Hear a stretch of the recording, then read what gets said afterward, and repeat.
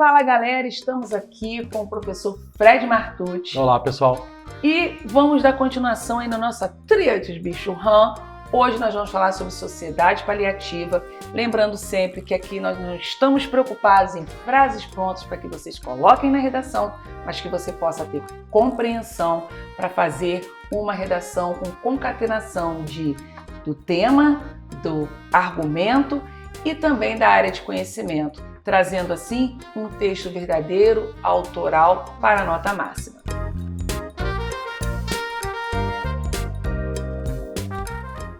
Oi Dani, tudo bom? Prazer estar aqui novamente.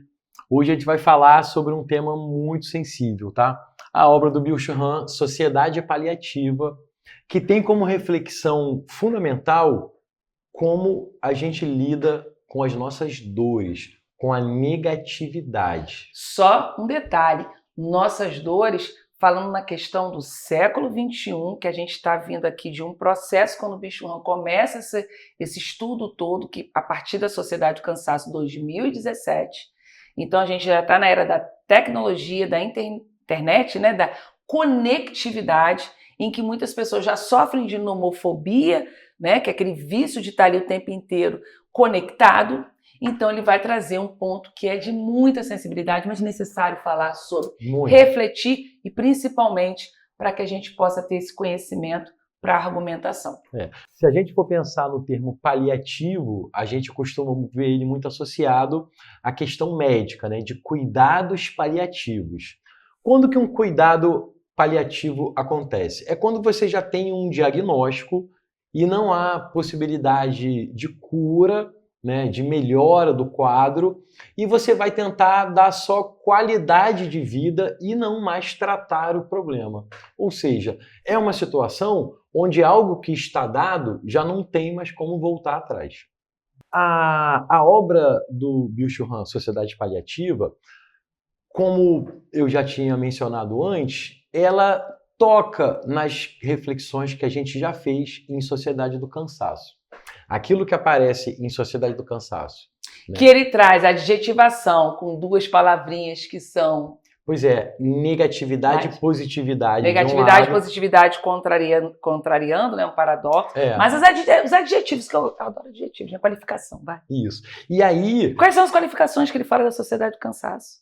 A Sociedade do Cansaço, nós somos deprimidos e fracassados. Deprimidos e fracassados. Gente, eu tô assim, ó, deprimidos e fracassados. Século XXI, tanta tecnologia, somos deprimidos e fracassados. E vamos resgatar o que a gente falou no outro episódio, né? De que, de um modo geral, as enfermidades que mais nos ameaçam são internas. Atualmente são internas, são neurais, né? Então, a gente fica deprimido, a gente fica com síndrome de burnout, crise de ansiedade, fica esgotado, super ansioso, né? Em função desses estímulos todos. E aí, de um modo geral, a gente vive um momento onde isso não é bem recebido nessa grande praça pública que é a internet. Então a gente esconde, né? A gente coloca lá por debaixo dos panos as nossas dificuldades, fragilidades e sofrimentos e só quer expor essa positividade, a coisa boa. Mas a gente já tinha falado também que a vida anda para frente, a gente se desenvolve, a gente cresce na hora dos desafios. Das dores, das frustrações. E essa obra, ela reflete sobre como a sociedade atual tem lidado com suas frustrações, suas dores e seus problemas. Mas ninguém quer sofrer, ninguém quer sentir dor. Não é bem visto hoje em dia. Não é bem visto. Não dá ibope. Porque isso é um fracasso. É um fracasso, pois é. Não dá like, né, ibope, gente. Hoje em dia é like, professor. E você não vai vender nada, né? Você não vende. Se mostrando fracassado, pelo amor de Deus. Mas, de qualquer maneira, a gente vive uma situação que é muito artificial, né? Na intimidade, todos nós temos nossas dores, nossos problemas, né? E isso faz parte da vida. É como aquela coisa que tinha na banca, né, que não pode ser vendido separadamente, né? A vida não pode acontecer sem dores e problemas.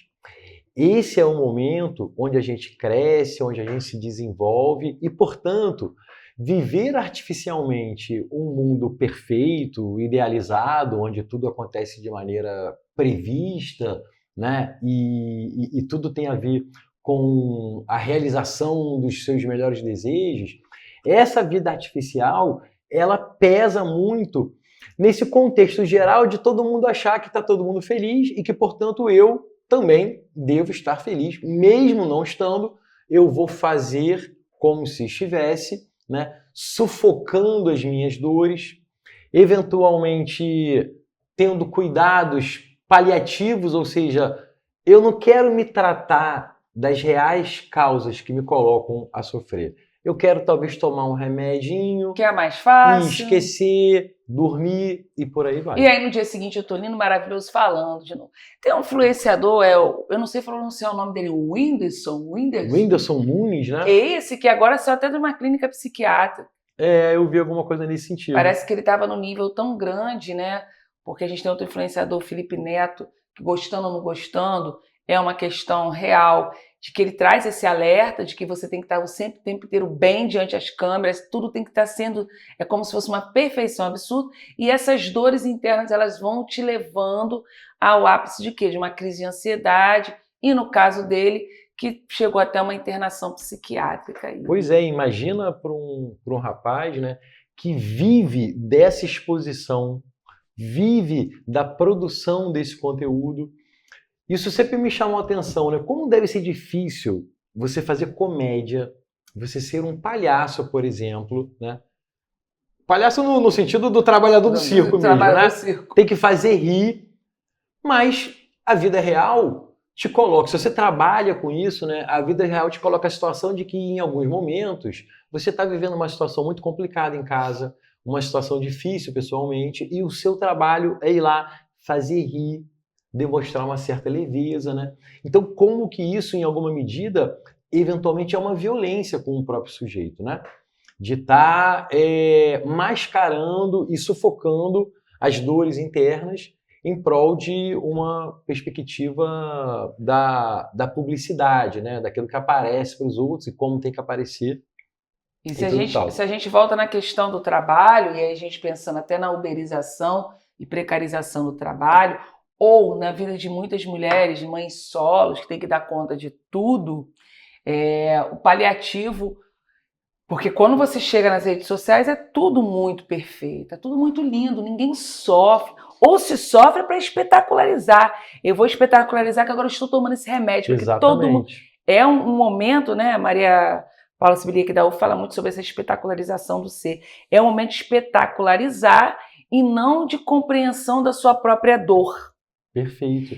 Que é o que pode nos fazer crescer, que é o que pode nos fazer desenvolver, é um olhar que é preciso ter calma, é preciso ter tempo para a gente olhar para as nossas questões, né? Para a gente ter esse trabalho de autoconhecimento, que é a recomendação clássica da filosofia desde a antiguidade, né? Você precisa ter um tempo para pensar na sua vida, para saber de onde você veio, aonde você está e aonde você quer chegar. Sem esse tempo, nessa sociedade corrida, né, a gente se perde no meio do caminho.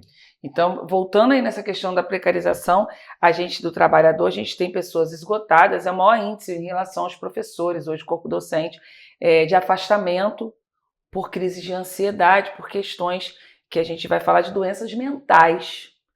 E quando a gente pensa muitas vezes também na saúde, a obesidade tem uma ligação com isso também. Sem dúvida nenhuma. E, enfim, existem dados, estatísticas sobre isso, que o que mais você coloca, os professores, mais afasta os professores é a doença mental. Se você pensar no policial, se você pensar muitas vezes no médico também. Então, a importância de você compreender e pensar que eu não quero ser da sociedade paliativa. Esse exemplo que você deu das mães solos, né, outra questão. Um exemplo muito impactante, né, porque a mulher, ela tem que ser mãe, ela tem que ser dona de casa. E que é invisível, galera. Eu vou lembrando o tema do Enem de 2020. Ela tem que ser trabalhadora, ela tem que ser mulher, né? Então são muitas cobranças de muitos papéis. E que ela se sente frustrada, mas ela não pode se sentir frustrada porque a outra está lá e está dando conta, então como é que eu vou fazer? Pois é. Eventualmente ela acompanha uma mulher, sei lá, rica no Instagram. É rica que usa uma bolsa de 300 mil reais. Por trás do perfil do Instagram, né? Essa pessoa tem 15 trabalhadores para organizar a vida dela. Mas eu não dou conta. Pois é. Não dou conta. E aí, da sociedade do cansaço, que o Byung-Chul Han fala, que traz essa ideia em 2017, Sociedade Paliativa de 2021. 21, já passou a pandemia, quer dizer, Já a gente passou, teve o auge, estava ali no finalzinho, em que as pessoas realmente tiveram uma questão muito maior de doenças mentais, e a sociedade paliativa chega no termo de que, toma um remedinho que vai passar, não procure a causa do problema. Exatamente. Faz ali, toma aquele remedinho, vai ali. Vai Como se o Tarja Preta fosse resolver as suas questões da vida inteira, né, de um passado que precisa ser ressignificado e pensado todo tal. Eu trouxe um trecho aqui do livro que é interessante a gente ler junto, onde o autor fala assim: ao evitar qualquer experiência negativa, acabamos perdendo parte essencial da existência. A dor, o conflito e a angústia são fundamentais para o amadurecimento e para uma vida significativa. A sociedade critica essa obsessão pelo bem-estar instantâneo, pois ela nos impede de lidar com a complexidade da vida. Além disso, vivemos relações mais frágeis, onde evitamos qualquer desconforto, o que nos torna menos capazes de enfrentar os desafios reais. Nossa, que reflexivo. Eu acho que ele vai ele vai num ponto muito próximo do que o Bauman fala também. Eu ia falar isso, da modernidade líquida. Das relações que escorrem. Pois é, de uma superficialidade, né? Onde relações são descartadas como a gente descarta um papel que está ali em cima da mesa, que a gente anotou alguma coisa que não serve mais. E as relações humanas não são assim, né? Portanto, uma vida significativa, ela depende desse olhar para o outro, depende da gente ter compromisso com as coisas, de nos responsabilizarmos pelas coisas, com as consequências que advêm dessa responsabilização. Aí vamos pensar, vou voltar aqui novamente, porque tá aí, né? Foi o auge, né? A adolescência. Né? Não ter essa consequência, não ter essa noção, porque eles não estão podendo passar pela dor, às vezes da infância, entre o crescimento e a adolescência, que a gente sabe que é a dor do crescimento, né? Crescer dói, e ao mesmo tempo ele quer fazer a dor com o outro para poder ser paliativo e não se cuidar. Na minha interpretação, tá, gente? Pode ser que eu esteja errado, mas eu acredito muito sobre isso. E você falou uma palavra aí, voltando, aí a gente não tem qualificação. Não. Mas a gente tem nomeações fortes, abstratas. Sem dúvida nenhuma. É uma. Dor é parte inevitável da existência, né? Existência, dor e existência. E que as pessoas hoje acham que não. Pra que eu vou sofrer, né? Não posso sofrer. Tá me dando palpitação. Vou tomar um remedinho, né? É lógico que às vezes a gente chega na situação de ter que tomar para poder amenizar esse sofrimento e buscar ajuda para que você possa, de fato, conseguir resolver a sua luta interna. Pois é, porque quando o sujeito começa a fugir de qualquer possibilidade de dor, com o tempo ele vai se tornando também incapaz de lidar com os desafios que a vida apresenta. Porque, de um modo geral, na primeira dificuldade, o sujeito sai de cena, em vez de enfrentar, lidar e tentar encontrar soluções, né? Ele prefere se ausentar. Então, em algum momento, né, isso vai fazer com que ele não saiba mais lidar com as adversidades. E não tem como a gente imaginar que a gente vai levar uma vida sem adversidades, sem um momento ruim, né? Pelo contrário, a gente não deve desejar isso. O que a gente tem que desejar é saber lidar, né? Ter proposta de intervenção. Ter a sabedoria proposta de intervenção para esses momentos. Ter condição de lidar quando essa hora chegar. Fred, que tema, eu diria, pesado. Pesado. Mais necessário. E assim, num universo onírico dos sonhos, assim, eu acho que a gente pode ter algum desejo, né? A gente fica imaginando, né, que talvez muitas pessoas optem, né, por ter mais coragem de enfrentar a vida, né? E de repente, ouvindo a gente aqui, ouvindo o seu e bate-papo. menos necessidade de usar remédios como muleta, fugas como estratégias para lidar com a dor. Né? Existem questões que a gente não pode nem comentar aqui, mas que a gente sabe que tem aumentado, a gente ouve mais notícias, principalmente entre jovens, e eu acredito que seja muito essa questão. A gente vem de uma sociedade do cansaço, uma sociedade em que os estímulos nervosos lá de George Simmons vai estar aumentando cada vez mais, e ao mesmo tempo a gente precisa buscar caminhos para estar bem na sociedade, não ter sofrimentos.